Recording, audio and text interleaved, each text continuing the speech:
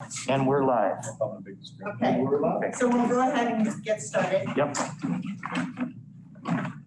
Good morning. It is Monday, July 20th at 10 a.m. and this is the regularly scheduled City Council work session. And we're gonna kick it off with some discussion items. But first, this is the first time some of us have been back in council chambers. So we've got four councilors present in chambers, one via Zoom. And then with us in chambers, we have a couple staff members. The others will be participating via Zoom, as will any members of the public. So it's kind of a hybrid model, and we'll see how it goes, and we'll adjust as necessary for the upcoming weeks. We're going to try the same system tomorrow night for our regularly scheduled 6 p.m. City Council meeting.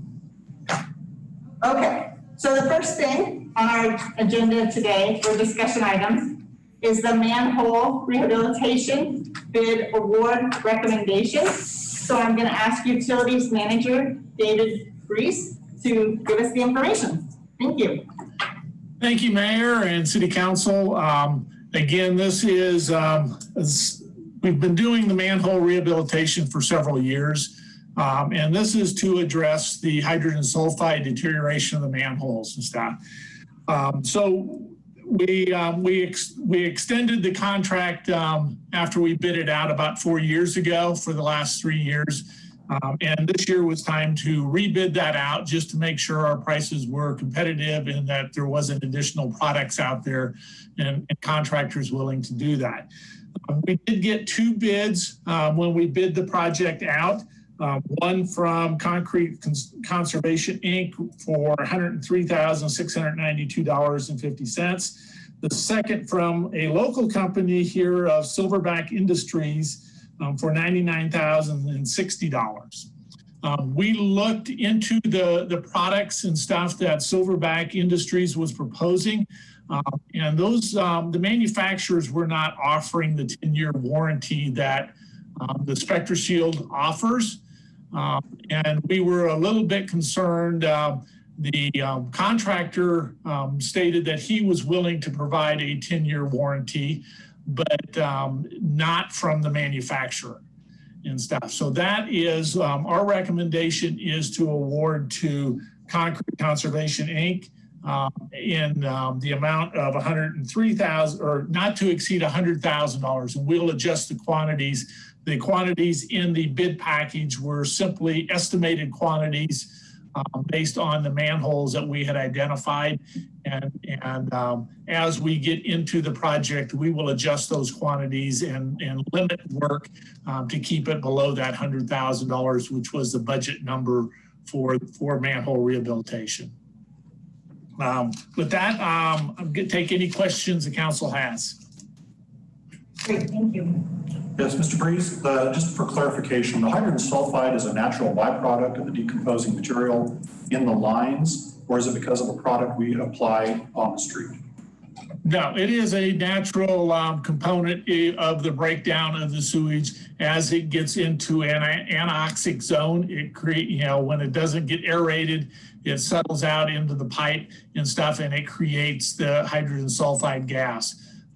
And we've got a project working right now that will address some of that issues with one of the lift stations out on the southwest part of town, Spruce Point Lift Station, where we're actually be injecting some compressed air into the force main that has a long detention time in an effort to reduce some of the hydrogen sulfide development that addresses both deterioration of the manholes as well as odor complaints that we've and odor issues that we've had along the trail on the west side of the Uncompadre River.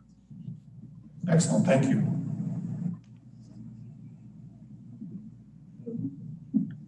Councilor Anderson, do you have any questions for Mr. Bries? No, I don't. His explanation was very good, and I think it's the right answer. So no, I don't have any questions. Thanks. Great, thank you very much. And I saw no questions from my fellow councilors here. So I think we're good. Thank you very much, Mr. Bries, for the thorough explanation. Okay, and we'll plan on this on the next regularly scheduled council meeting after tomorrow night. Great, appreciate it. Okay, next up is the contract renewal for facility janitorial services. I will kick this over to facility manager, Mark Armstrong.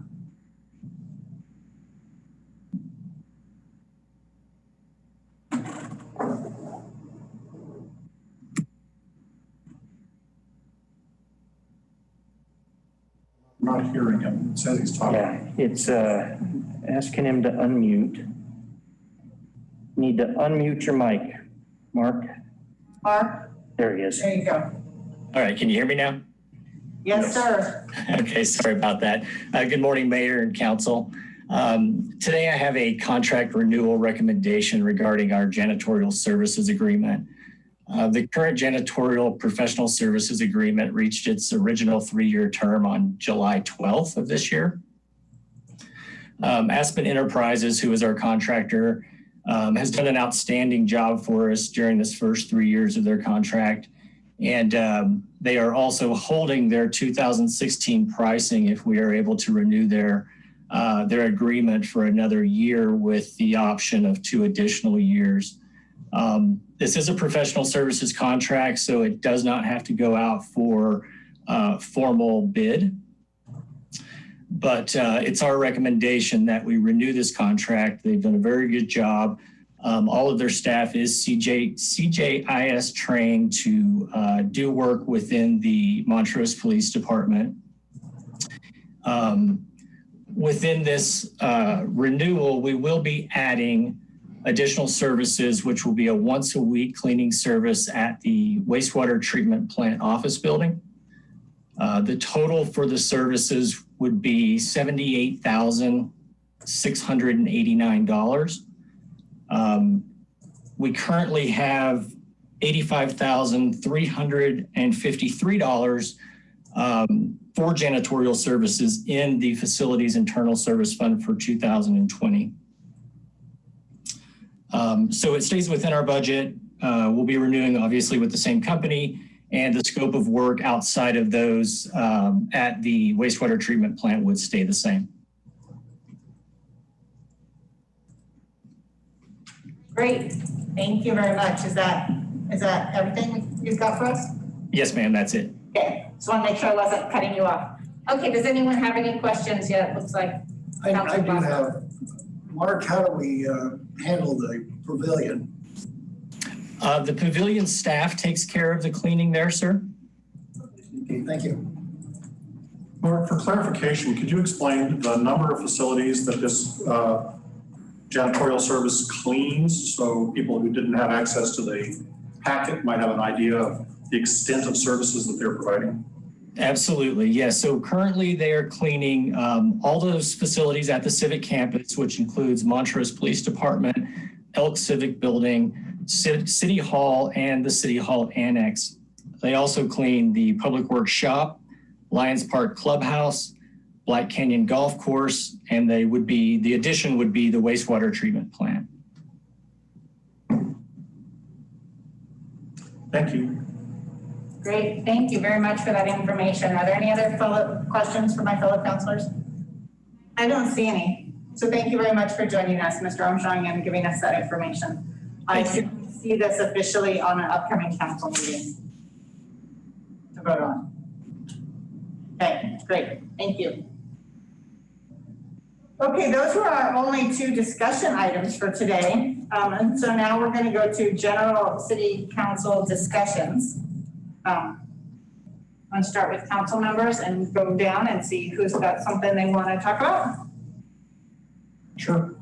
We had discussed a couple of things with getting on the work session. A couple of the items would be having the Colorado Liquor Enforcement Agency come and do a briefing at a work session, a sort of a training session, or doing it as a webinar, webcast type of format.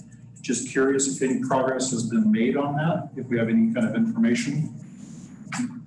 The Lisa has made contact with liquor enforcement. They're excited to come. I think the question now is she's reached out, I believe, in conversations with the mayor, trying to figure out how best to do this. If this is something we do as a hybrid, if we have them come, and then scheduling. So I think Lisa and the mayor have been starting to converse about that. Excellent. So we are making progress on that. Thank you. I think the answer for a lot of the things that we have upcoming is to try and see kind of how this meeting worked, and then to figure out what is going to work best going forward. So if we were doing something like that, does it work to have that person sitting at the table? Is it going to work if they're on Zoom, especially for someone coming from the Front Range? So, yeah, you know, this is our first hybrid meeting, and we'll evaluate kind of pros and cons as we go forward. And then make some decisions and get some stuff scheduled. Yeah. Anything else? That's all. Thank you. Nothing from? I don't have anything. Yeah, I was gonna say, it's been really quiet, but that's not necessarily true. We've all been working really hard, for sure. How about from Councilor Anderson? I guess I want to thank Greg and his team for putting this together. I feel like the lone wolf out here, but anyway, I hope it's working well. It seems like you all can see me and hear me, and so I'll be doing this tomorrow night, and I just want to thank all of you for your accommodation. That's all I got. Great, thank you. How about city staff? Should we just take, if there's department heads that want to give us some information, I'll rely on Mr. Story to see that they're going to raise their hand. And so really, I'm going to let you call on them rather than me. Okay. Chief Hall would like to speak, so I'll bring him in. Great. So we'll be hearing from Chief Hall with an update from the police department.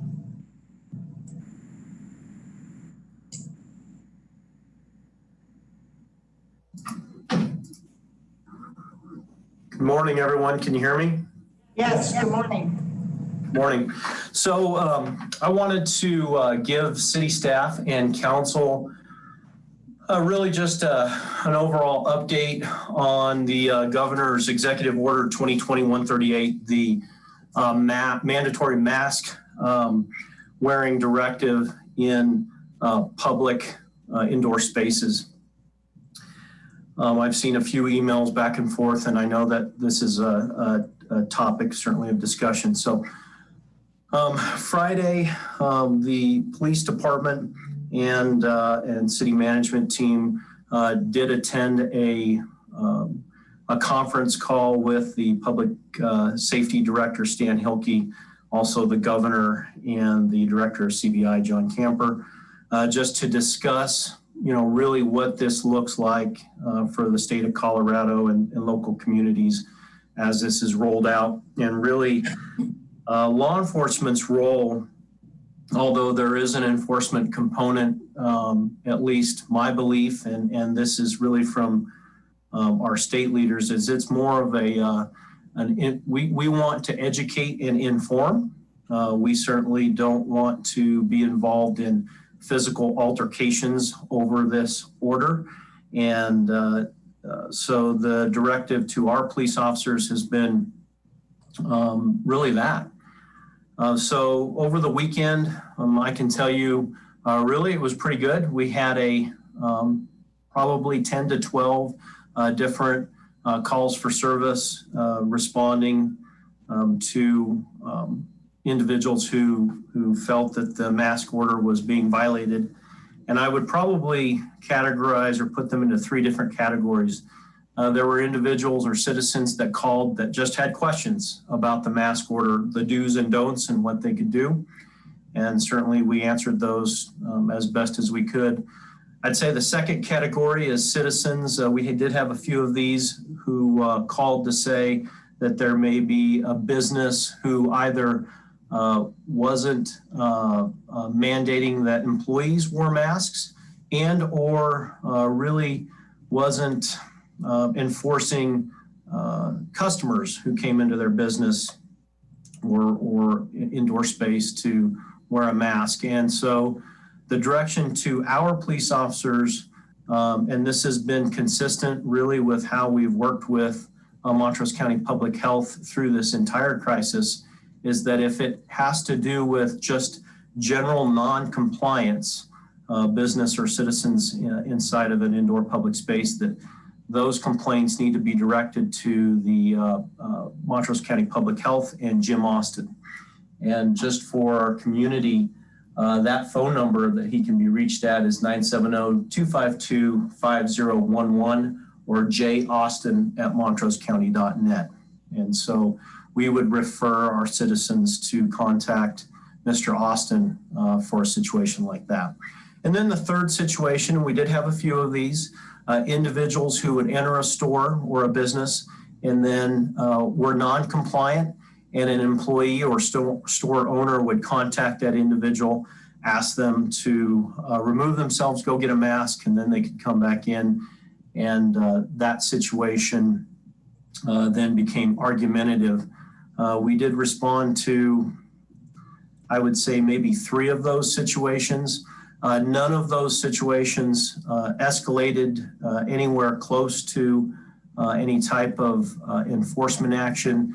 The most enforcement action that we would take in that particular case would be that we would cite the individual for trespassing if the business owner in compliance with the governor's order wanted them out of the business until they could come in with a mask. And so, but we didn't have any of those situations that escalated to that level. We did have an individual that tore down some of the caution tape at one of our businesses, I guess in protest or upset over the mask order, but by the time we arrived, he had left, and so we weren't able to identify him. We had another individual that was pretty upset that he had to wear a mask going into one of the businesses because in his community, that wasn't the case. But after some education, that situation was de-escalated and he left. So it wasn't too awful bad. We'll see kind of how the week progresses. I know when I was out and about in the community, it seems like in general, everyone I think is doing a pretty good job. And one of the things the state said, and I would tend to agree, is that I think we have a lot of citizens that are complying and they do want to comply. And I think we need to encourage that and frankly commend our community for doing this, and because ultimately it's to everyone's benefit. So with that, I'd be happy to take any questions. Thank you, Chief. That answers a lot of the questions that I had raised on that email, that just concerns that I've been hearing from community members worried about how exactly we are going to be enforcing that. And I've been telling them pretty much exactly what you've just relayed, but I wanted that verification. So thank you very much. I appreciate it. Can I comment, Mayor? Yeah, please. Okay, Chief, I just want to thank you for the actions you've been taking and your explanation. And I think it's important for our employees in the city's businesses to be protected, because we have lots of visitors now from out of state, and maybe they don't even know the rules. And so I think that it's just good practice. And the other thing I wanted to comment on, I went into Walmart yesterday, and greeting you outside at the door was this very large man, could be a linebacker for some football team. And boy, everyone I saw in the store had a mask on. It was quite a change from last time I was at Walmart. So I think kudos go to the big stores and the little ones too that are managing this. So thanks. That's all I got. Great, thank you very much, Chief Hall. Thanks for joining us in our hybrid work session. Mr. Story, are there other department heads? Mr. Murphy, Great. be joining us here. Okay.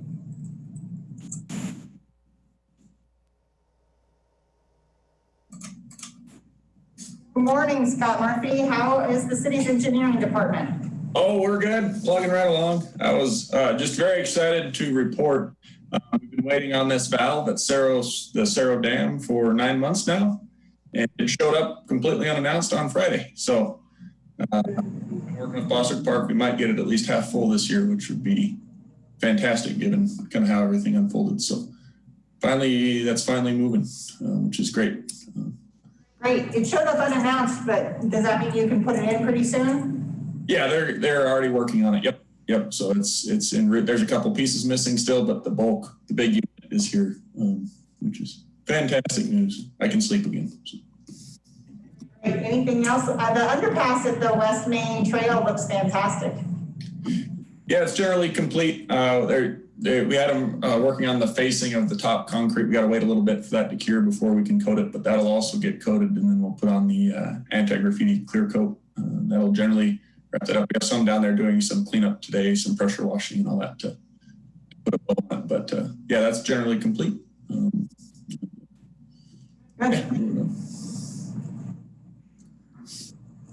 Any questions for Mr. Murphy? Mr. Anderson, want to make sure, do you have any questions? Well, it sounds like we don't have any other engineering department questions, so good luck on the dam up at Cerro. Thank you. Thanks for joining us. Mr. Story, are there other department heads raising their hands? I do not see anyone. Any department heads, go ahead and click the raise hand in your Zoom chat, and we'll bring you in. And when we are done with department heads, we'll go over to legal and then the city manager's office. Going once, going twice, I think. Okay. Great. So, Mr. Alcorn, any illegal? Nothing. Nothing. Okay, thank you. How about, and Morgan Baylor, you want to defer to Bill since he's back in town? Welcome back, Bill. Welcome back, Mr. Bell. You've been back in the office for a couple hours, so do you have any updates? No, I think everything was done really well when I was gone, and so there's not a lot of fires for me to put out. Just catching up on emails. But Ann might have an update when I was gone. I think Chief Hall shared the biggest update for our community recently, and if we have any additional updates, we'll share them tomorrow during the council meeting. Okay. Thank you. Great. Well, your department heads and your staff did an excellent job in your absence, so things business as usual, getting a lot done. Thank you. I saw that part of town did literally catch on fire while I was gone. Part of town literally did catch on fire while you were gone, but only a very small part, and it was capably handled. So yeah, it was great. There you go. Good deal. Any last? Anyone? Okay, we're going to do this again tomorrow. That should be challenging, as I believe there are 19 items on the agenda, not just 1 or 2. So we'll see how that goes for our hybrid meeting model. If you joined us from the public for this, I'm sorry it wasn't more entertaining today, but important work of the city got done. Thank you very much, everyone, for joining us. Thank you. Yeah, this works.